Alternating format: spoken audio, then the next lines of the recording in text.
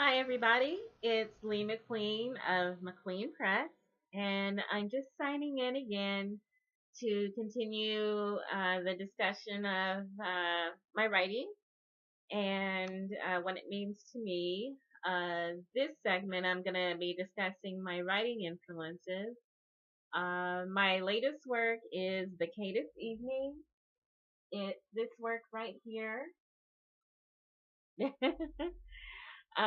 It's about 260 pages, paperback, 30 chapters, and it's a suspense novel. And I just completed it this past May, and it's available on Amazon for $12.99. And I'm super excited about that work because it's a culmination of everything I've learned about writing so far. These are my other works behind me, short story collection. There's poetry collection, which is now out of print. And then there's also a couple of other novels that I've written and screenplays and a couple of nonfictions. And writing to me is not a chore, it's a joy. And so hopefully I'll be working on something else very soon. I'm thinking it's going to be another collection of screenplays. I've got three ready to go, and they're short screenplays. Three of them are ready to go, and I'm thinking that work is also going to include storyboards. So I try not to limit myself. I just give in to the joy of writing, and I keep going. But now I'm wanting to discuss some of the writing influences that I've had and that I've developed and gravitated towards over the years. And I try to make a list as tight and concise as I could, which is recommended for writing. Um, but I couldn't get it as short as I planned. I wanted to just do my top three, and I just said I can't get it down to three. Um, so I'll just run through some names and maybe say a little bit about what that author means to me and why that work speaks to me. Um, First, I've got Edgar Allan Poe. It almost goes without saying, he's one of our great North American writers. And the thing with him is he wasn't afraid to go into the darkness, which is a scary place. And even though some of his works are horrific in nature, it's mostly kind of in his head kind of horror, where it's like psychological to where you're thinking, did it really happen or did he imagine it? Was it all a dream? And then also, not only to dark places, but also but within, um, in his poetry and his short stories, and then in his novels as well. And so, that's why I'm really fascinated by Edgar Allan Poe. I actually tried to write a poem, um, along the lines of The Raven, but I couldn't do it. He's just so great, and so original that I said, well, I can never write a poem like him, but I can write a poem inspired by him. And I did that, and it was called Unstreet K, where I explored the darkness around that I've seen, or that I knew about, or that resonated with me, rather than someone else borrowing someone else's dreams and fantasies. So that's why I really enjoy the work of Edgar Allan Poe. And I'll even say that because there are some other dark writers on this list, but one of the darkest books ever written was the book of Revelations from the Bible. And some of the worst nightmares in literature have been inspired by the darkness contained in the book of Revelations. And so horror, as a form of literary art, has a very significant presence in the world of writing. Okay. My other choice was Nathaniel Hawthorne, another classic romantic writer in North America, and particularly finding the darkness in the ordinary, we'll say, just ordinary people and the horror that lays under their lives, almost how people treat each other in an ordinary community. And one of my favorite stories by Nathaniel Hawthorne is not actually The Scarlet Letter. It's a short story he wrote called Rappaccini's Daughter. And I'll just let the viewer of this video kind of follow up on that. And you'll probably see what I'm talking about after you read it. Just that he even thought to write something like that. But he's a great writer.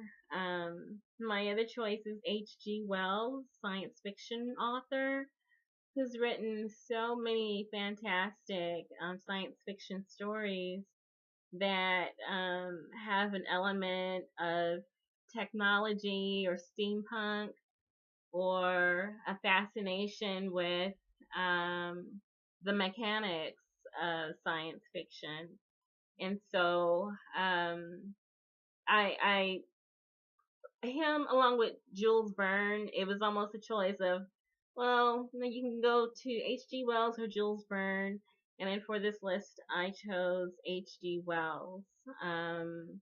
There's so many titles by him that I really, really enjoy. C.S. Lewis is one of my very favorite authors. I love him and his work so much. As a child, I read the Narnia series and didn't quite pick up that it was biblical until I was a little bit older, which is goes to show like what a great writer he was, that he was able to engage a young reader without pounding over the head with biblical um, morality or moralizing. It was just plain good writing.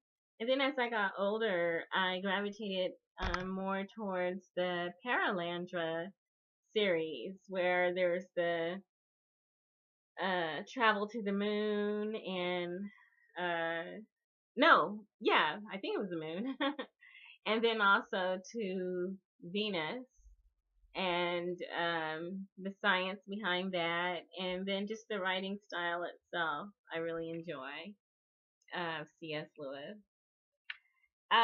Really high on my list, and this goes back to where I just can't choose one. I just love everybody so much. But Octavia Butler is a personal hero of mine, and I say this even as one of the biggest fangirls of Octavia Butler. I happened to meet her. I was very privileged to have met her almost 10 years ago when she was doing a book tour in support of Fledgling, her vampire book. But she's also explored time travel and let's see, time travel. Oh yeah, and the xenogenesis and the genetic manipulation type of books, the mind magic books with the wild seed. And it's her writing style just blows my mind. She set no limits for herself, and she rolled with the big boys in terms of science fiction.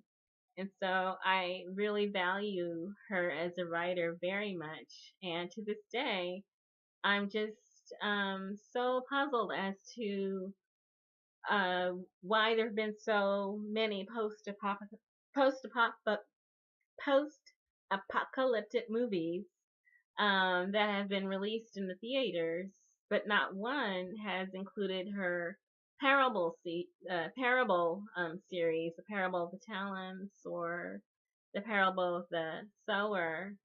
And even when we had the vampire craze, like post Blade, she wrote her Fledgling book, and that could have easily been made into a movie, or even Kindred, the time travel book using psi energy. Um, I think I'm still waiting for that. I'm hoping, and someday soon, maybe we'll see that.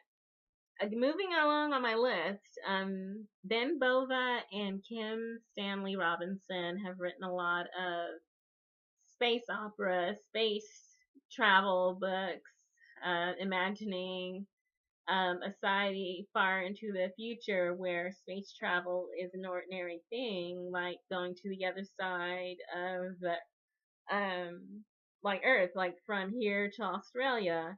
They imagine space travel that way, where there's a lot of interplanetary travel and the people and the political aspects of that, and terraforming and things that happen in interplanetary society. And particularly Kim Stanley Robinson's, his gift for description and world building. I really admire his use of language. Isaac Asimov is very high on my list. He's high on a lot of people's lists. I like his robot series, his short stories. I find his work imaginative. I've often tried, again with Edgar Allan Poe, I've tried to pattern myself after him, but not copy. You can't copy Isaac Asimov, but he has inspired a lot of my work in Imaginary, my short stories. I read a short story from Isaac Asimov, and I think it was just 1 page long. And I cannot tell you the title, it was so long ago, but I said, I'm going to try that. I'm going to write a short story that is exactly 1 page long. I'm going to try to do it. And I managed to do it. And I just said that was a good exercise for me to learn from greatness and try to be great myself while I'm at it. Let's see, who else do I have on my list? I've got Linda Howard and I've got Jayne Ann Krentz. These are romance writers, I would say, but genre romance writers. Jayne Ann Krentz writes a lot of romance with an aspect of the supernatural, or romance involving talented people who have powers. And I enjoy her writing style, her dialogue, particularly. I find wonderful to read and to use as an inspiration for myself. Her Regency series, and then just the gift of humor between characters. I think that's great. Linda Howard, she writes suspense romance suspense, and I just like her plots that she comes up with, and the aspect of thrills involving the female character who's often the center of the action and saving the world or something like that.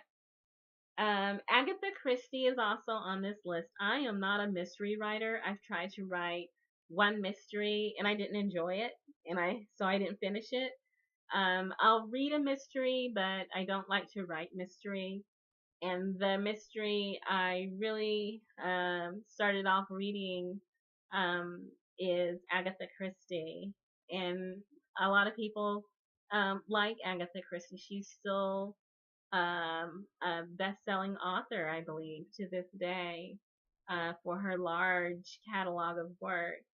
And I believe I've managed to find each and every one of her works, but I keep hoping that maybe I missed one, and that maybe there is an Agatha Christie out there that I haven't read, and I'll have a chance to read another. But I think I've covered them all. Finally, adding on my list is Jim Butcher. And I almost tried not to add him on, but I just love his writing style so much. Even though I've told myself over and over that I'm not a fan of fantasy, that I struggle with fantasy because I prefer science fiction. But I had to say that once I picked up Butcher's Wizard series with the wizard, I believe his name is Harry, and he's a wizard detective in Chicago. And I just could not put it down. He's got everything from dragons to dinosaurs, I believe, and fairies, and of course wizards and vampires running around in his books. And I'm looking at it kind of like, uh, but I just like it. I just like it. The writing, and I just can't stop. And it's funny. I think there was a television series that I didn't get to see. But I like his Wizard series, and so there's a lot of genre. To sum up, there's a lot of genre fiction that I'm really interested in. Everything from mystery to science fiction with a little bit of fantasy. And how it influenced my work is also not allowing myself to be limited and to really exploring the world as it looks to me, and even beyond the immediate world into a hyper fantastic reality of what the world looks like to me. And so my own work is not too spacey or out there or too far from the norm, but it's more of imagining the ordinary, and then adding layers of hyper reality or hyper fantasy on that. And I did forget one of my favorite authors, and that's Stephen King. And sometimes it's funny when you tell people like I like Stephen King, because they think, oh, he writes crazy stuff, he writes dark, horrific stuff. He is a wonderful writer. Stephen King is probably one of the greatest writers that we have engaged in the business here in North America right now.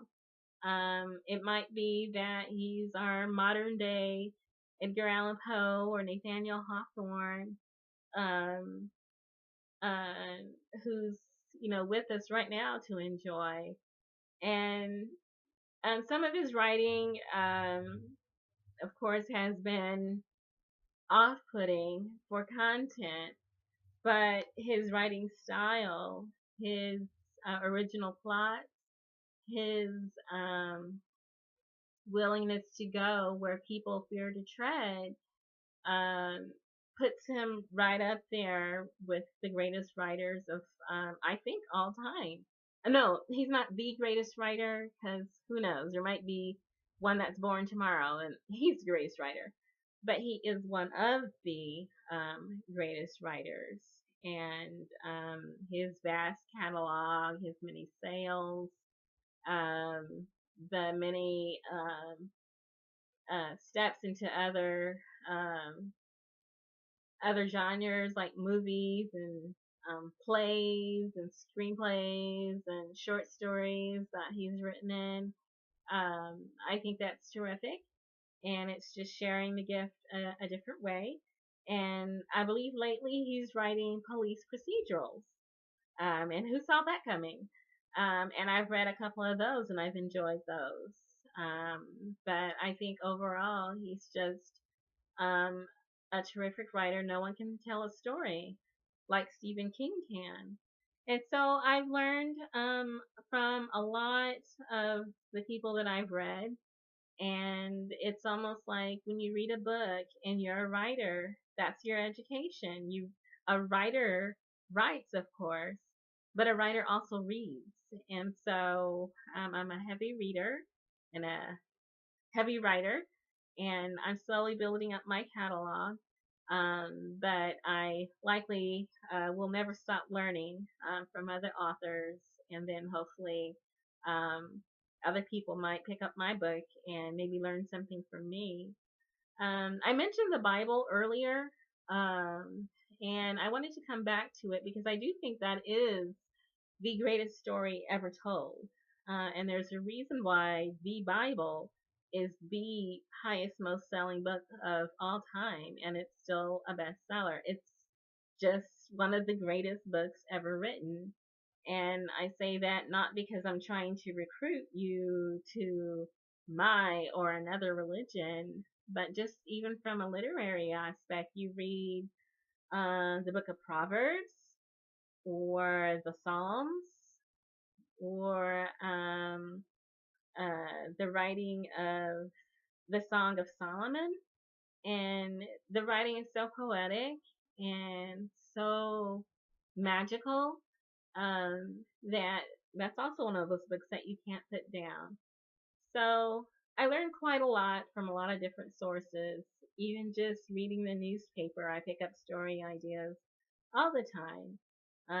But yes, reading is a pleasure, and so is writing, and I think they go hand in hand. Thank you.